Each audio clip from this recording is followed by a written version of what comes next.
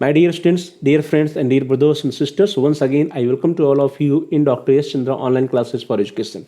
मेरे प्रिय विद्यार्थियों, प्यारे भाई और बहनों, प्यारे साथियों, प्यारे मित्रों, मैं आप सभी लोगों का एक बार फिर से doctor S Chandra online classes for education में स्वागत करता हूं। आप सभी का हार्दिक स्वागत है, हार्दिक अभिनंदन है। प्रिय विद्यार्थियों, पंडित दीनदयाल उपाध्याय गोरखपुर विश्वविद्यालय गोरखपुर के जो बीएड प्रथम सेमेस्टर के विद्यार्थी थे सत्र 2021-22 के, उनका जो एक पेपर है जिसका कोर्स कोड है एजू बीएड 105A, पेपर का नाम है एनवायरमेंटल एजुकेशन या पर्यावरण शिक्षा। उस पर्यावरणीय शिक्षा का जो परीक्षा हुआ था, एग्जाम हुआ था 26 फरवरी 2022 को, उस क्वेश्चन पेपर को हम सभी लोग पिछली कक्षा में पिछले वीडियो में सॉल्व कर रहे थे। पिछले क्लास में हम सभी लोगों ने देखा था कि कौन कौन से व्याख्यात्मक प्रश्न आए थे और बहुविकल्पी प्रश्नों को हम लोगों ने हल किया था। 20 प्रश्नों को हम लोगों ने हल किया है और जो 20 प्रश्न बचे हुए हैं उनको आज की क्लास में इस वीडियो में हम सभी लोग हल करेंगे।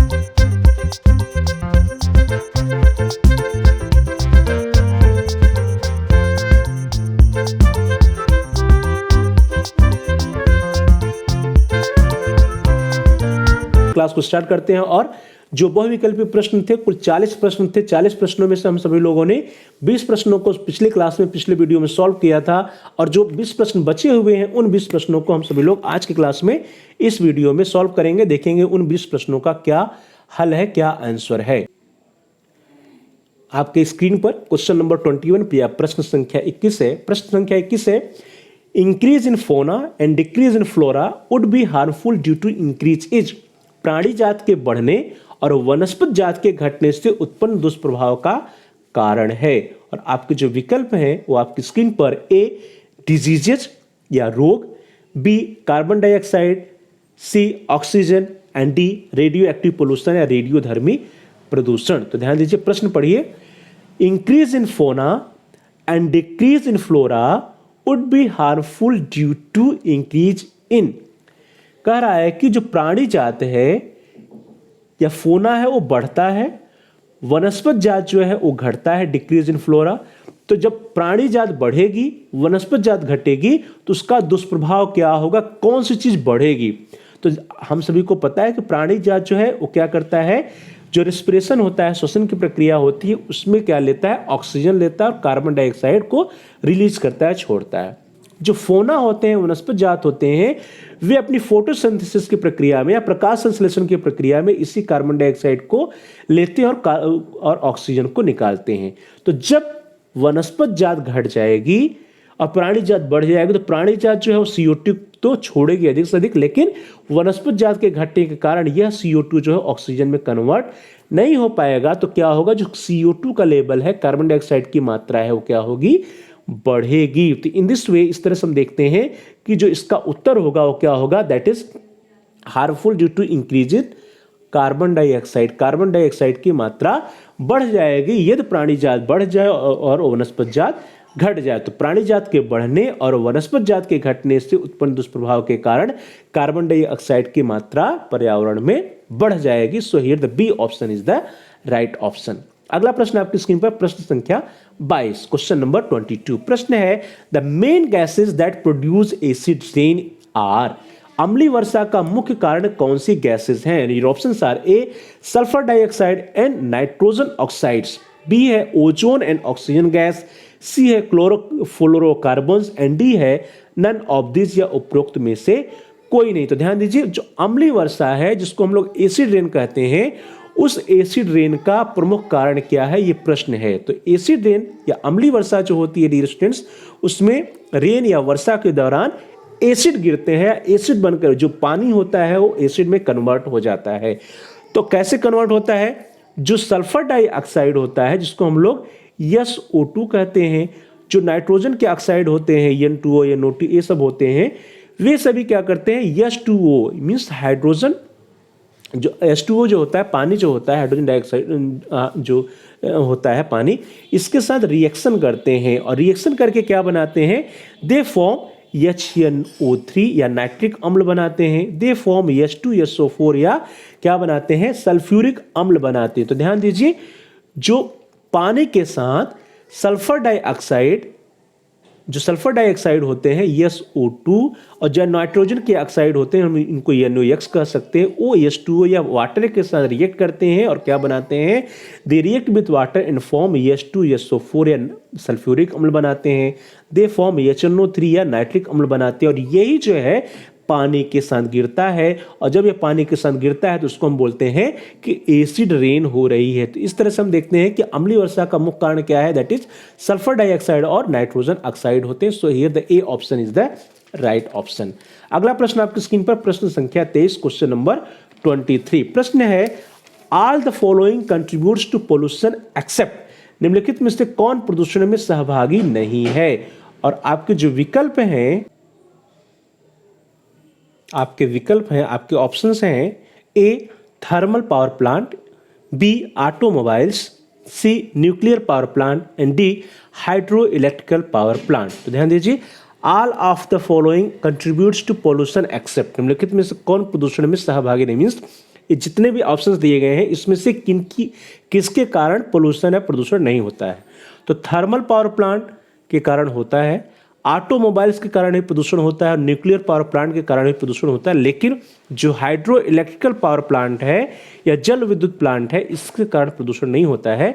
सो here the D option is the right option. अगला प्रश्न आपकी स्क्रीन पर प्रश्न संख्या 24 क्वेश्चन नंबर 24। प्रश्न है weather occurs in which of the following layers of the earth, मौसम पृथ्वी के निम्नलिखित में से किस परत में होता है। यहाँ पेयर नहीं होगा बल्कि लेयर्स होना चाहिए, layers of the earth. And options are A troposphere क्षोभ मंडल, बी मीसोस्फियर, सी है आयनोस्फियर एंड डी है थर्मोस्फियर। क्षोभ मंडल, समताप मंडल, बाह्य मंडल या आयनोस्फियर और मीसोस्फियर, क्षोभ मंडल, वायु, ये ऑप्शंस आपके दिए गए हैं। तो मौसम पृथ्वी के निम्नलिखित में से किस परत में होता है, किस लेयर में होता है, weather occurs in which of the following layers. तो हम सभी जानते हैं कि जो लेयर्स होते हैं उसमें से सबसे जो नीचे मंडल होता है दैट इज क्षोभ मंडल। क्षोभ मंडल होता है हमारा सबसे नीचे होता है। क्षोभ मंडल के बाद स्ट्रेटोस्फीयर होता है, मेसोस्फीयर होता है, आयनोस्फीयर होता है, थर्मोस्फीयर, ये सब होते हैं। सबसे नीचे क्षोभ मंडल होता है या हमारा ट्रोपोस्फीयर होता है।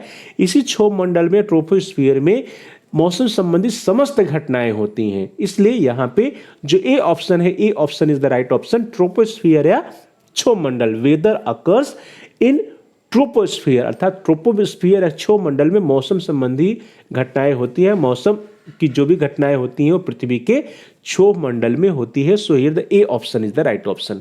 अगला प्रश्न है प्रश्न संख्या 25 क्वेश्चन नंबर 25। प्रश्न है driving force in an ecosystem is, एक पारिस्थितिकी तंत्र के लिए प्रेरक शक्ति है।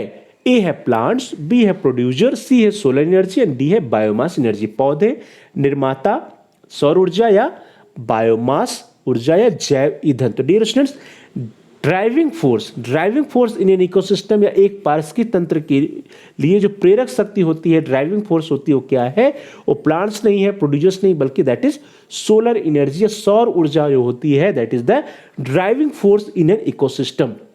Solar energy is directly utilized by plants to prepare their food. All the others organisms are directly or indirectly dependent on plants for food. तो हमें सभी को पता है कि जो सोलर एनर्जी होती है, सौर ऊर्जा होती है, इसी सौर ऊर्जा के द्वारा जो पौधे होते हैं वे अपने भोजन का निर्माण करते हैं और उन पौधों के ऊपर ही सभी जीवजंतु जो है डायरेक्टली या इनडायरेक्टली, परोक्ष या अपरोक्ष रूप से उन्हें पौधों के ऊपर ही निर्भर होते हैं और ये पौधे जो है सोलर एनर्जी, सौर ऊर्जा के ऊपर निर्भर होते हैं। इसलिए यहाँ पे जो सी ऑप्शन है, C option is the right option. Driving force in an ecosystem या एक पारिस्थितिकी तंत्र के लिए जो प्रेरक शक्ति होती है वो क्या होती है, सौर ऊर्जा या सोलर एनर्जी होती है। अगला प्रश्न आपकी स्क्रीन पर प्रश्न संख्या 26 क्वेश्चन नंबर 26।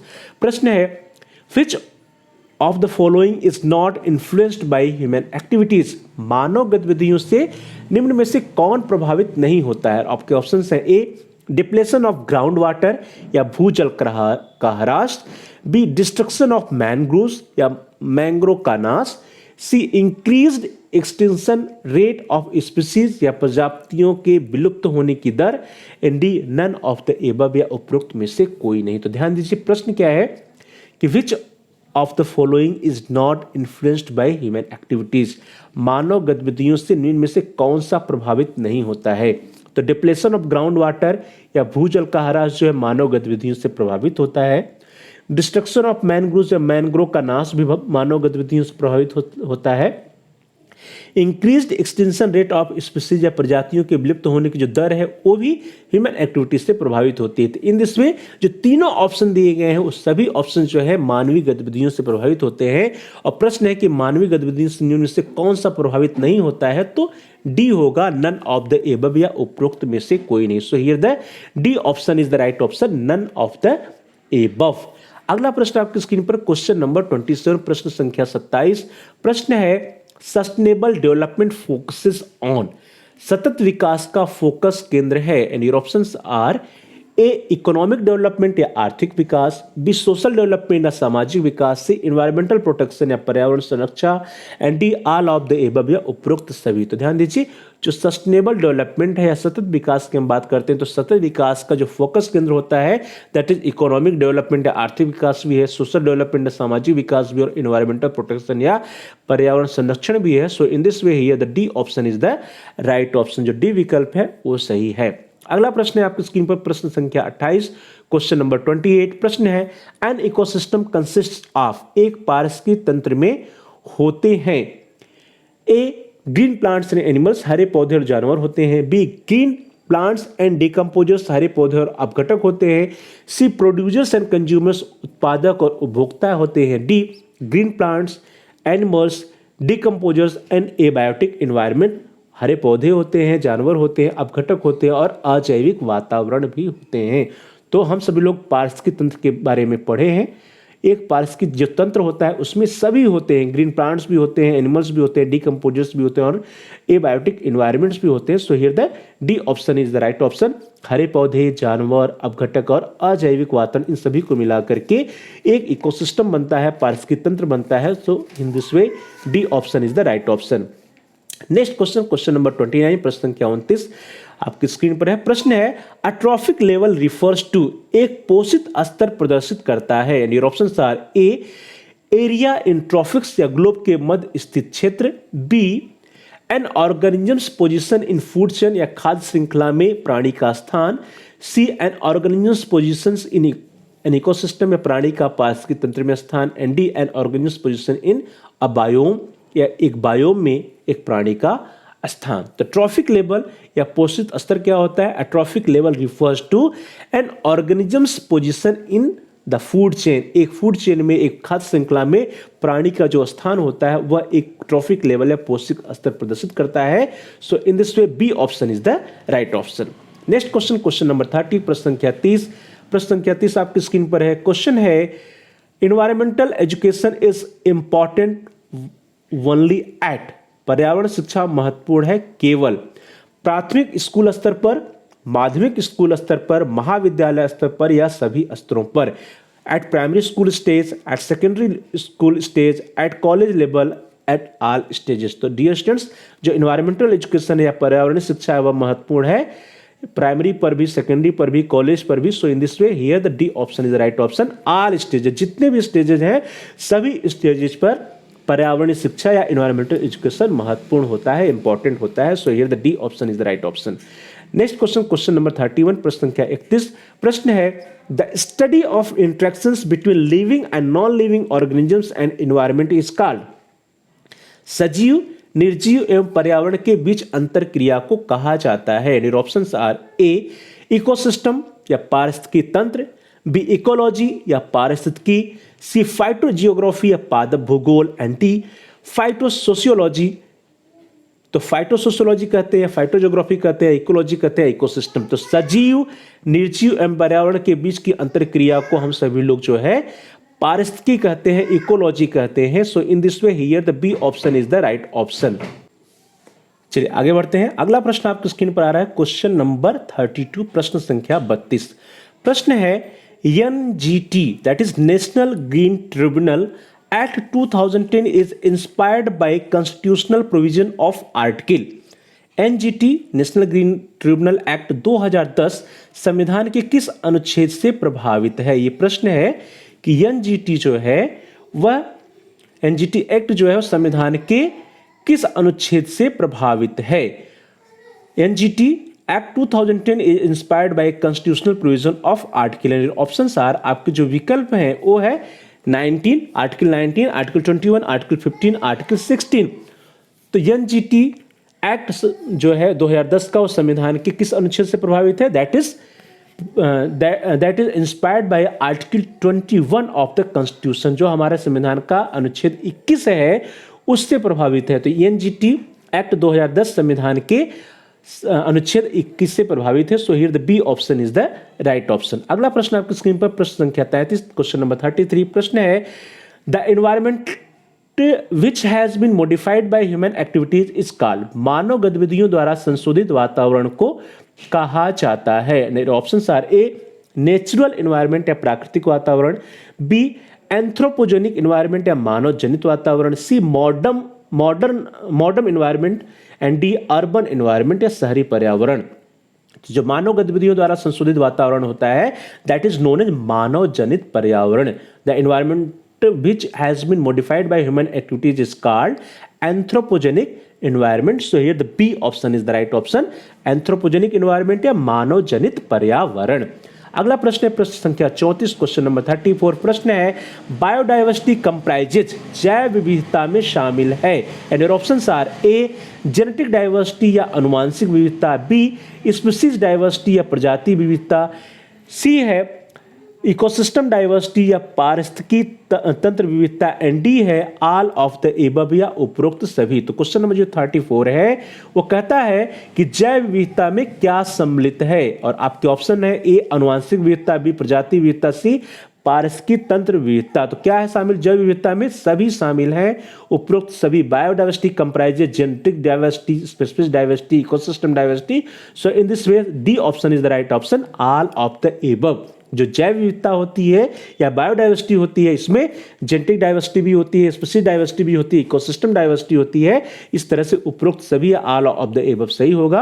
आनुवांशिक विविधता भी है, प्रजाति विविधता भी और पारिस्थितिक तंत्र विविधता, सभी विविधताएं जैव विविधता बायोडाइवर्सिटी में शामिल होती हैं। अगला प्रश्न है प्रश्न संख्या 35, क्वेश्चन नंबर 35। प्रश्न है एनवायरमेंटल स्टडीज इज अ और एन, पर्यावरण अध्ययन है एक इंट्रा डिसिप्लिनरी स्टडीज या अंतरानुशासनिक अध्ययन, बी है ट्रांस डिसिप्लिनरी स्टडीज या पार अनुशासिक अध्ययन, सी है मल्टी डिसिप्लिनरी स्टडीज या बहु अनुशासिक अध्ययन, एंड डी है इंटर डिसिप्लिनरी स्टडीज या अंतर विषयक अध्ययन। डियर स्टूडेंट्स, यह प्रश्न अधिकांशतः पूछा जाता है, कंफ्यूजिंग वाला भी प्रश्न है कि जो एनवायरमेंटल स्टडीज है वो क्या है, इंट्रा डिसिप्लिनरी है, ट्रांस डिसिप्लिनरी है, मल्टी डिसिप्लिनरी है, इंटर डिसिप्लिनरी है। तो पर्यावरण अध्ययन जो है इसमें जो मोस्ट एप्रोप्रिएट आंसर है वो आपको चयन करना है। तो environmental study is an inter disciplinary studies, पर्यावरण अध्ययन जो है वो क्या है, एक अंतर विषयक अध्ययन है, इंटर डिसिप्लिनरी स्टडीज है। So here the D option is the right option, inter disciplinary studies या अंतर विषयक अध्ययन। पर्यावरण अध्ययन जो है वो एनवायरमेंटल स्टडीज जो है वो इंटर डिसिप्लिनरी स्टडीज है। आगे बढ़ते हैं, अगला प्रश्न आपकी स्क्रीन पर आ रहा है क्वेश्चन नंबर 36, प्रश्न संख्या 36। प्रश्न है the area of environmental education includes, पर्यावरणीय शिक्षा के क्षेत्र समाहित हैं। And options are, A formal education या औपचारिक शिक्षा, बी नॉन फॉर्मल एजुकेशन या निरौपचारिक शिक्षा, सी है formal and non formal education या औपचारिक और निरौपचारिक शिक्षा दोनों, एंड डी है नन ऑफ दीज या उपरोक्त में से कोई नहीं। तो डियर स्टूडेंट्स, जो एनवायरमेंटल एजुकेशन प्रदान की जाती है, पर्यावरण शिक्षा दी जाती है, उसमें हम फॉर्मल एजुकेशन या औपचारिक शिक्षा के द्वारा भी देते हैं और साथ साथ जो नॉन फॉर्मल एजुकेशन या निरौपचारिक शिक्षा होती है उसके द्वारा भी देते हैं। So here the formal and non formal education, औपचारिक और निरौपचारिक शिक्षा दोनों होगा area of environmental education. So here the C option is the right option, formal and non formal education. Next question, question number 37, प्रश्न संख्या 37। प्रश्न है an ecological pyramid refers to the, एक पारिस्थितिकी पिरामिड संदर्भित करता है। Your options are, A pyramid of energy, ऊर्जा का पिरामिड को, बी पिरामिड ऑफ नंबर्स या संख्या के पिरामिड को, and C pyramid of biomass या जैव या बायोमास के पिरामिड को, and D all of the above या उपरोक्त सभी। तो डियर स्टूडेंट्स, जब आप इकोलॉजिकल पिरामिड का अध्ययन करेंगे, पारिस्थितिक पिरामिड का अध्ययन करेंगे, तो उसमें आप देखेंगे कि कई टाइप्स होते हैं इकोलॉजिकल पिरामिड्स के। या पारिस्थितिकी पिरामिड के कई प्रकार होते हैं, उसमें से एक प्रकार है पिरामिड ऑफ एनर्जी, दूसरा है पिरामिड ऑफ नंबर्स, तीसरा है पिरामिड ऑफ बायोमास। तो in this way here the D option is the right option. उपरोक्त सभी पारिस्थितिकी पिरामिड जो होता है, ऊर्जा का पिरामिड भी होता है, संख्या का पिरामिड भी होता है और बायोमास का भी पिरामिड होता है। इसके कई प्रकार होते हैं। So in this way here the D option is the right option. चलिए आगे बढ़ते हैं और अगला प्रश्न आपकी स्क्रीन पर आ रहा है, दैट इज क्वेश्चन नंबर 38, प्रश्न संख्या 38। प्रश्न है फूड चेन स्टार्ट्स विथ, खाद्य श्रृंखला का प्रारंभ होता है। And options are A producers या उत्पादकों से, बी हर्बीवोर्स या तृणभक्षी से, बी सी कार्निवोर्स या मांसाहारी से, एंड डी ओमनिवोर्स या सर्वभक्षी से। तो डियर स्टूडेंट्स हम लोगों ने पढ़ा भी है, फूड चेन जो होता है, food chain always starts with producers. Food chain हमेशा जो है उत्पादकों से प्रारंभ होते हैं। So here the A option is the right option. Next question, question number 39, प्रश्न संख्या 39। प्रश्न है the objective of environmental education is, पर्यावरण शिक्षा के उद्देश्य हैं। एंड ऑप्शंस आर, आपके विकल्प जो है, A raise consciousness about environmental education, पर्यावरण शिक्षा से संबंधित संचेतना बढ़ाना, B to teach environmentally appropriate behaviour, पर्यावरण अनुकूल व्यवहार सिखाना, C create an environmental ethic that fosters awareness about ecological interdependence of economic, social and political, अर्थात पर्यावरण नीति को बढ़ाना एवं संचेत करना कि पारिस्थितिक तंत्र से आर्थिक, सामाजिक और राजनीतिक का अंतर संबंध है। And D all of the above या उपरोक्त सभी। तो डियर स्टूडेंट्स जो पर्यावरण शिक्षा है, इनका जो उद्देश्य है वो raise consciousness about environmental education है, पर्यावरण शिक्षण से संबंधित संचेतना को बढ़ाना है, to teach environmentally appropriate behaviour है, पर्यावरण अनुकूल व्यवहार सिखाना भी है, और साथ ही साथ create an environmental ethics and fosters awareness about ecological interdependence of economic, social and political भी है, अर्थात पर्यावरणीय नीति को बढ़ाना एवं संचेत करना कि पारिस्थितिकी तंत्र से आर्थिक, सामाजिक और राजनीतिक का अंतर संबंध है। तो ये सभी है। तो in this way here the जो डी ऑप्शन है, D option is the right option, उपरोक्त सभी। तो उपरोक्त सभी या D option is the right option. Next question, question number 40, प्रश्न संख्या 40। प्रश्न है in which of the following layers of the atmosphere is ozone shield found. Very important question, बहुत ही महत्वपूर्ण प्रश्न है कि वायुमंडल की निम्न में से किस परत में ओजोन छतरी पाई जाती है। Your options are A troposphere, B exosphere, C stratosphere and D mesosphere। तो ध्यान दीजिए यहाँ पे हिंदी वाला जो वर्जन है, हिंदी में थोड़ा गड़बड़ है। पहला ट्रोपोस्फियर सही है, दूसरा एक्सोस्फियर है, यहाँ पे सी है तो ये क्या हो जाएगा, बी हो जाएगा। हमेशा इंग्लिश का मान होता है। और जो बी स्ट्रेटोस्फियर है, सी हो जाएगा, डी मेसोस्फियर। तो in which of the following layers of the atmosphere is ozone shield found. Ozone shield या ओजोन परत या ओजोन छतरी हमारे वायुमंडल की किस परत में पाई जाती है, तो वह कहां पाई जाती है, स्ट्रेटोस्फियर में पाई जाती है, समताप मंडल में पाई जाती है। So here the C option is the right option. वायुमंडल के समताप मंडल में ओजोन छतरी या ओजोन परत पाई जाती है। In the stratospheres layers of the atmosphere ozone shield is found. तो डियर स्टूडेंट्स इस तरह से हम सभी लोगों ने यह देखा कि जो 26 फरवरी 2022 को बीएड फर्स्ट सेमेस्टर के विद्यार्थियों का जो पेपर हुआ था एनवायरमेंटल एजुकेशन या पर्यावरणीय शिक्षा का एजू बीएड 105A, उसमें कौन कौन से बहुविकल्पीय प्रश्न आए थे, कौन कौन से ऑब्जेक्टिव। तो पर्यावरणीय शिक्षा एनवायरमेंटल एजुकेशन के जो डिस्क्रिप्टिव प्रश्न आए थे, व्याख्यात्मक प्रश्न, 20 प्रथम ऑब्जेक्टिव प्रश्न, उनका अभ्यास हम लोगों ने इस वीडियो के पार्ट 1 में किया था या इसके पूर्व की कक्षा में किया था। और अंतिम जो 20 बहुविकल्पीय प्रश्न थे उसका अभ्यास, उसको हम लोगों ने सॉल्व आज की क्लास में किया है। So thanks for watching, thanks to all of you. Please like, share and comment on the video. Dear students आप इस वीडियो को लाइक कीजिए और इस वीडियो को अधिक से अधिक अपने फ्रेंड सर्कल में शेयर कीजिए। और साथ ही साथ आप इस वीडियो पे कमेंट्स भी कर सकते हैं। कमेंट्स के द्वारा यदि आपका कोई बहुमूल्य सुझाव या कोई प्रश्न या कोई समस्या है तो आप हम तक पहुंचाइए। हम आपके प्रश्नों का उत्तर देने का प्रयास करेंगे, आपकी समस्याओं का समाधान करने का प्रयास करेंगे और साथ ही साथ जो भी आपके बहुमूल्य सुझाव होंगे उन सुझावों पर अनुपालन भी करने का प्रयास करेंगे। So please like, share and comment on the video. Also subscribe the channel. आप इस चैनल को अभी तक ये सब्सक्राइब नहीं किए हो तो सब्सक्राइब कर लीजिए, जिससे कि आप प्लेलिस्ट में जाकर के अपने कोर्स से रिलेटेड सभी एजुकेशनल वीडियोज को देख पाएं। और साथ ही साथ जहां पर सब्सक्राइब लिखा है उसके बगल में एक बेल का आइकन, उसको प्रेस कीजिए। उसको दबाने पर कुछ ऑप्शंस आते हैं, उसमें से आप ऑल के ऑप्शन को सिलेक्ट कर लीजिए। इससे यह होगा कि आपके कोर्स से रिलेटेड जितने भी नए एजुकेशनल वीडियो जाएंगे उसकी नोटिफिकेशन, उसकी इन्फॉर्मेशन आपको समय से मिल जाएगी और आपका कोई भी वीडियो मिस नहीं होगा। तो dear students please like, share and comment on the video. Also subscribe the channel and press the bell icon all. आप सभी का बहुत बहुत धन्यवाद।